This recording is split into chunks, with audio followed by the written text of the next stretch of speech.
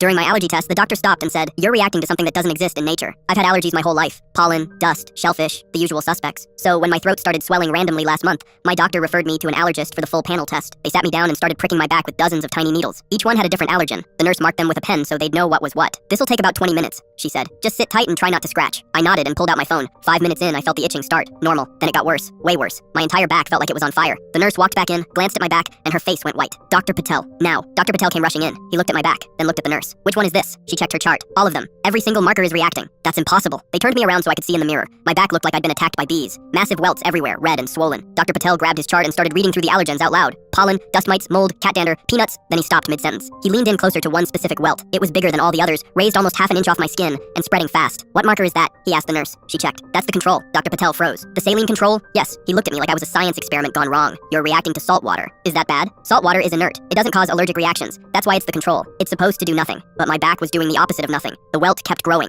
Now, it was the size of a baseball. Dr. Patel grabbed his phone and stepped into the hallway. I heard him talking fast to someone, using words I didn't understand. The nurse stayed with me, watching the welt like it might explode. "Am I dying?" "No," she said, but she didn't sound sure. Dr. Patel came back with another doctor. This one was older, maybe 60, with glasses and a serious face. "I'm Dr. Brennan. I specialize in rare immunological conditions." He looked at my back. "When did this start?" "A month ago. Random swelling. Throat, hands, face, no pattern. Any new medications? New foods? Environmental changes? Nothing. I even switched to hypoallergenic everything." Dr. Brennan pulled out a pen light and examined the welt closely. Then he did something weird. He scraped a tiny bit of fluid off the surface and put it on a glass slide. "I need to run this under a microscope." He left. Dr. Patel stayed, monitoring my vitals. The welt kept growing. Now it was the size of a grapefruit, and I could feel my skin stretching. "Should we give her an EpiPen?" the nurse asked. "Not yet. Let's see what Brennan finds first." 15 minutes later, Dr. Brennan came back. His face was completely blank. "You're reacting to something that doesn't exist in nature." I blinked. "What does that mean?" "The fluid from your reaction contains antibodies attacking a synthetic compound. Something man-made." "Like what? Plastic? Chemicals?" "No, this is different." He paused. "It's a polymer structure I've only seen once before, in a classified medical trial from 8 years ago." My stomach dropped. "Classified?" Dr. Brennan sat down. "Have you ever participated in any medical studies, clinical trials, experimental treatments?" "No, never." "What about your parents? Were you born in a hospital or—"